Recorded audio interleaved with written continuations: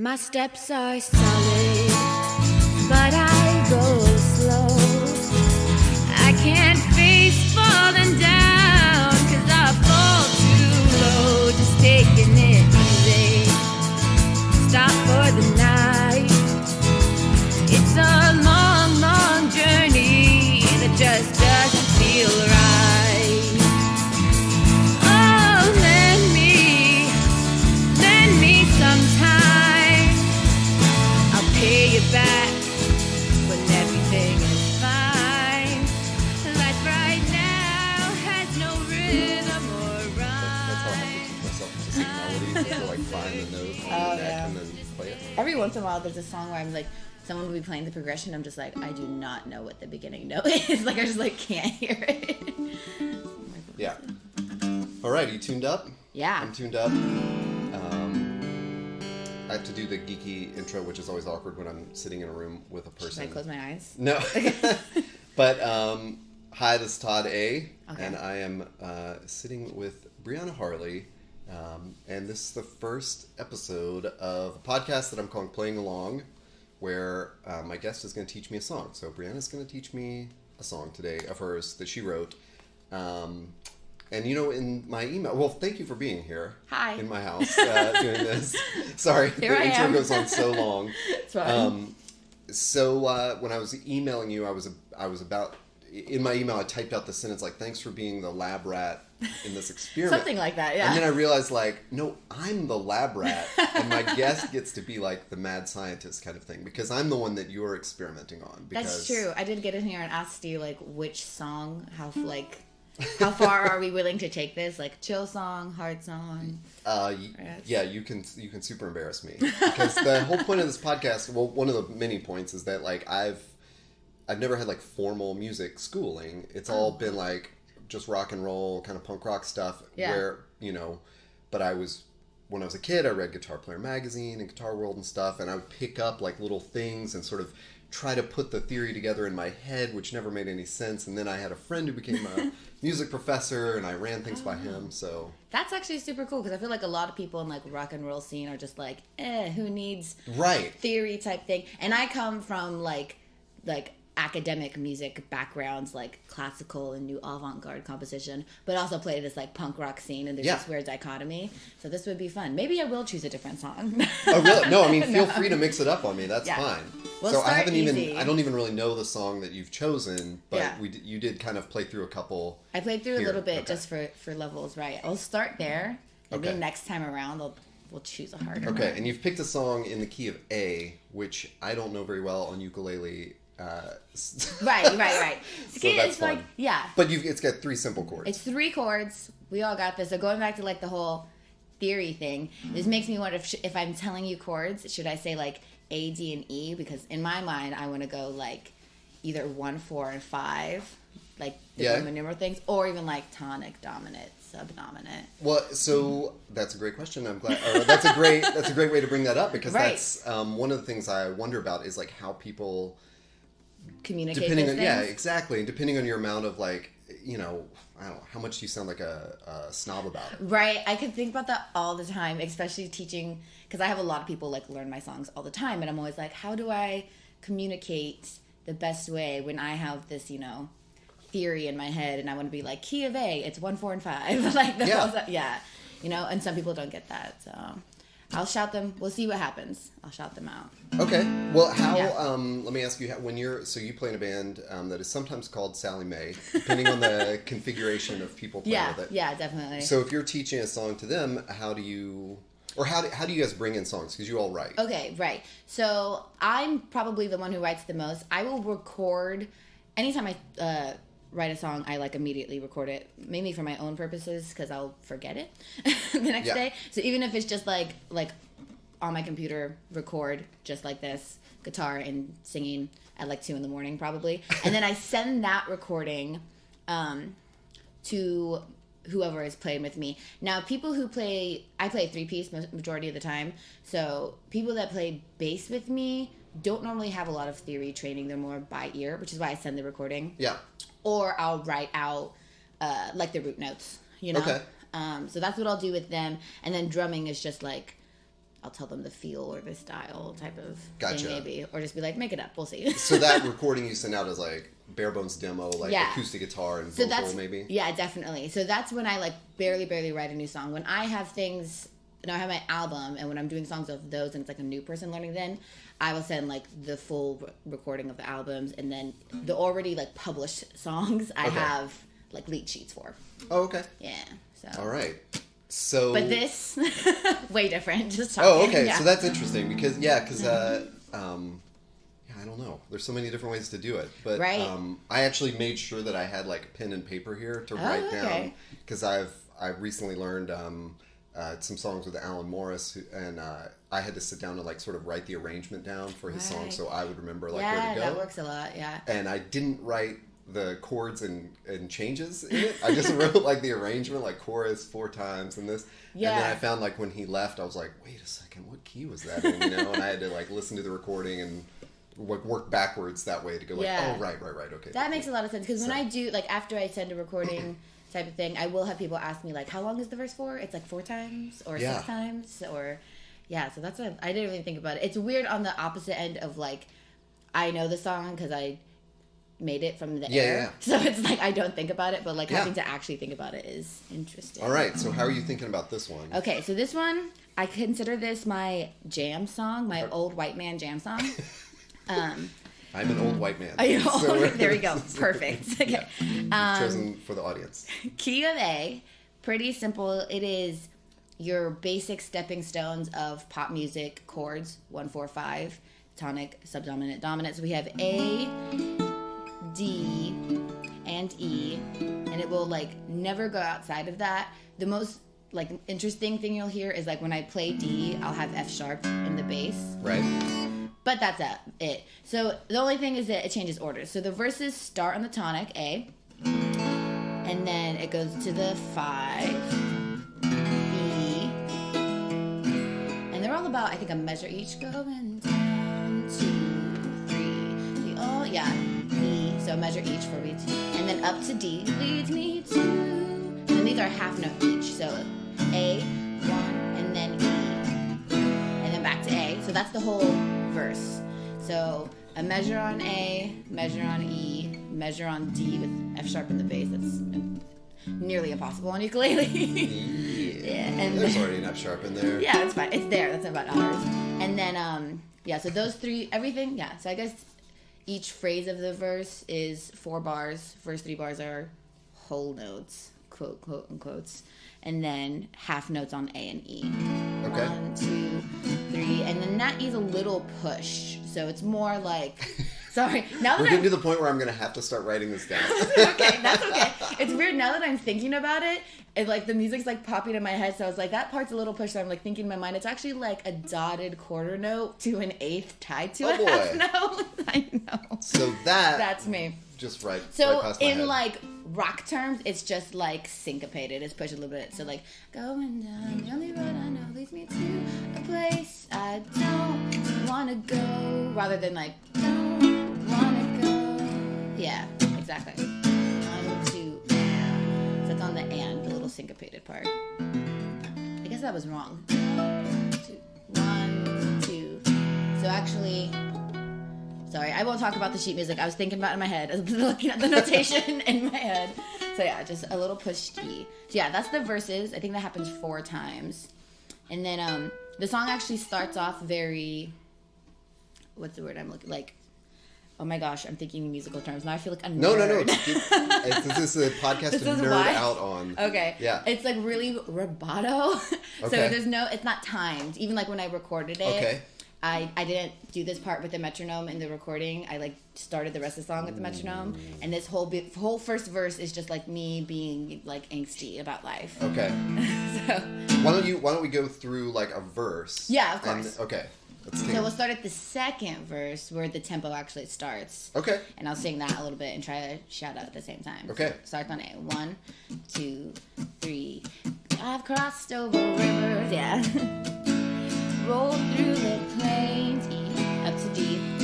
There's been mountains so high, half notes, lightning and rain. Back to A, stopped at the crossroads, E, let go and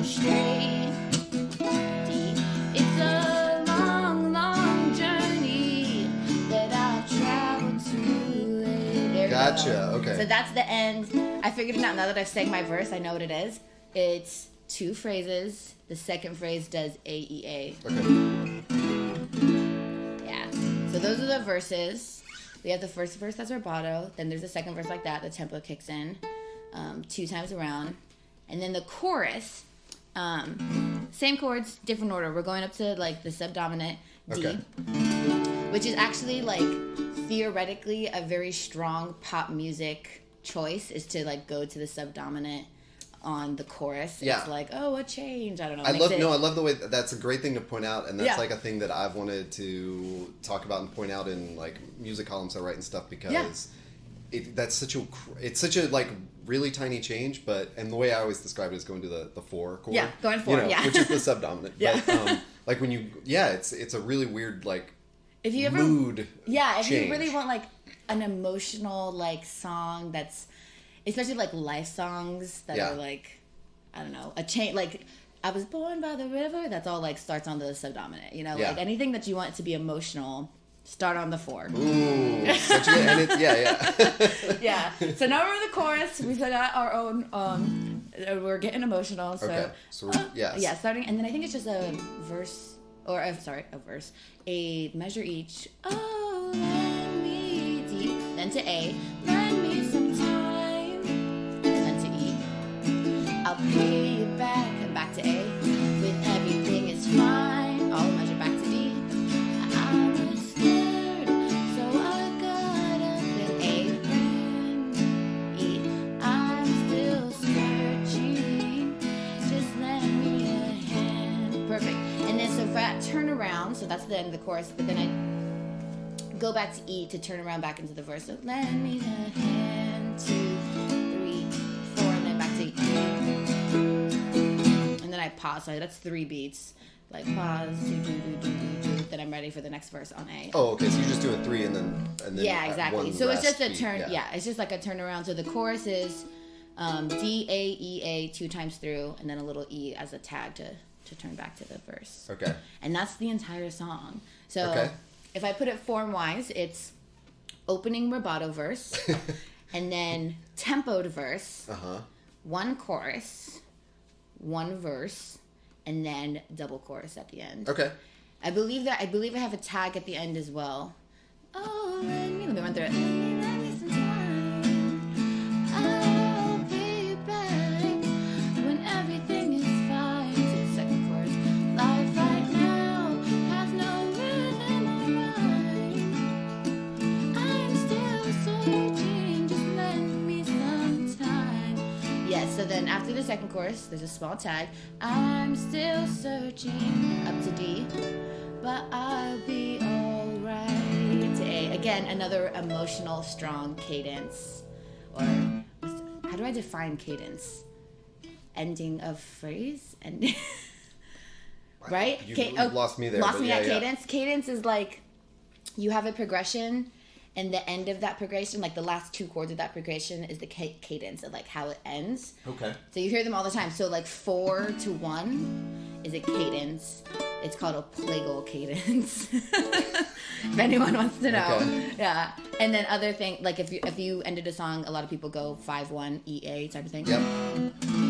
That's like a perfect authentic cadence.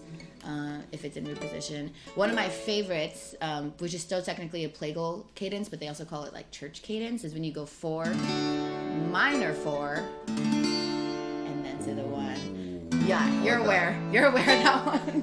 Very emotional. We could add that in actually. It's super emotional. But yeah, deceptive cadences don't go back to 1. They go to 6, which is like the relative of 1. So if I was going like...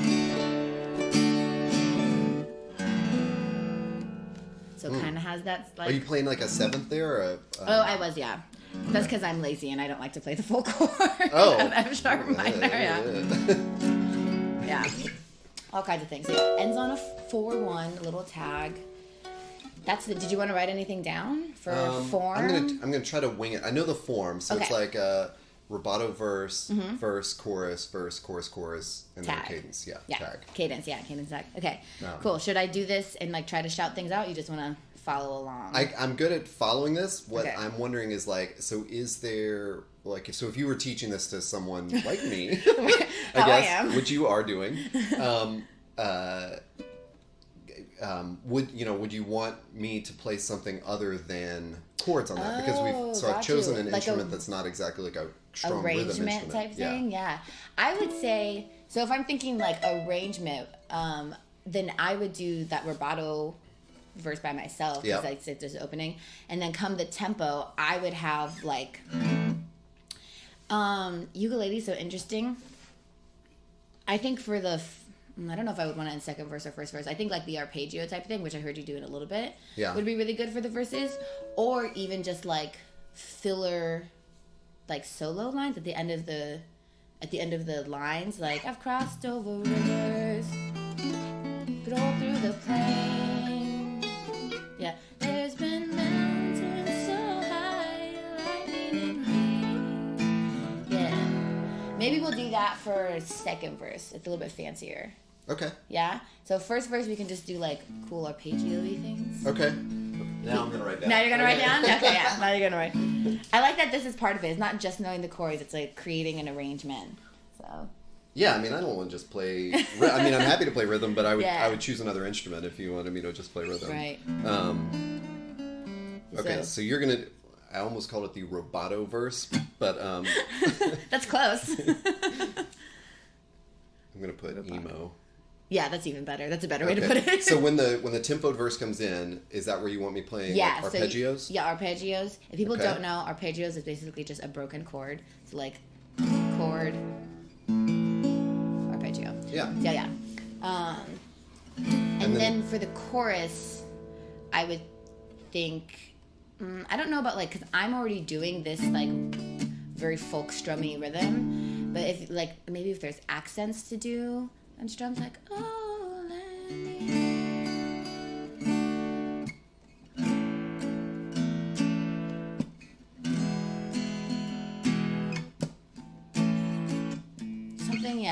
Something accented. Like, you could always feel it out, and then little like tagged solo-y type of riffs in the second verse.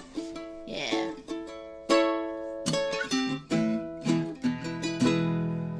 So, and then you're saying, so in the second verse, do the little licks behind each line? Yeah, the licks behind each line, the second verse. Okay. That sounds good. And then we have a double chorus at the end, so I would say like first chorus, go back to the like accented strums.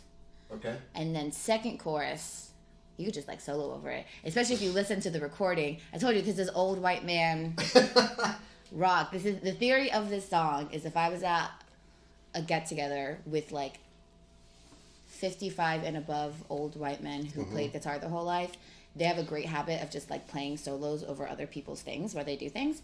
I know. I should be thankful that I never actually learned to solo so that I can't actually participate in that. Because then I have the experience of like when I'm playing a song, I'm like, God, you can't solo over an REM song. What are you doing?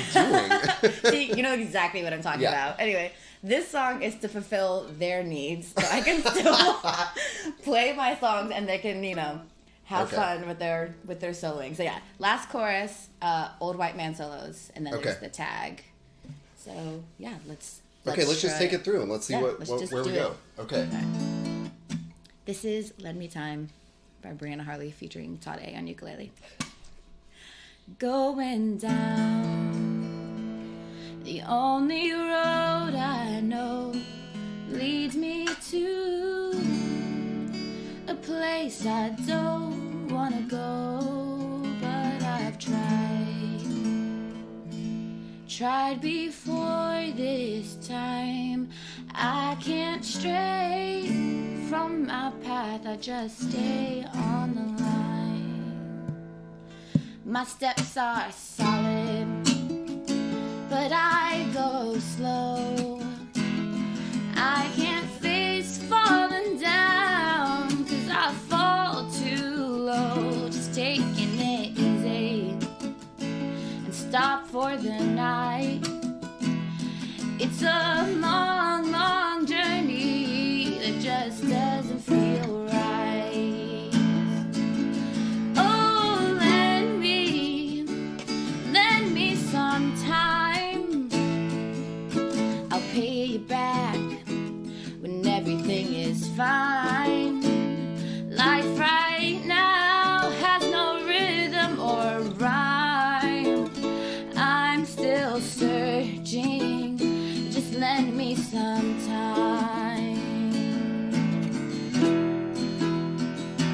crossed over rivers and rolled through the plains.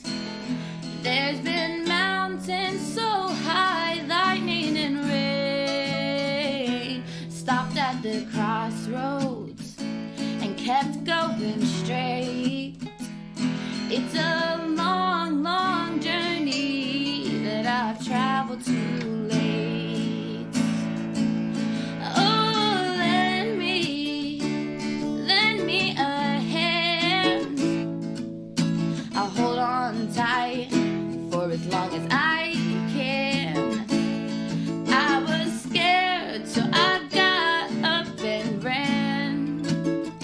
I'm still searching. Just lend me a hand.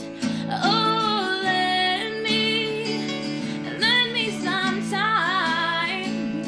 I'll pay you back when everything is fine. Life right now has no rhythm or rhyme. I'm still searching. Just lend me some time. I'm still searching, but I'll be alright.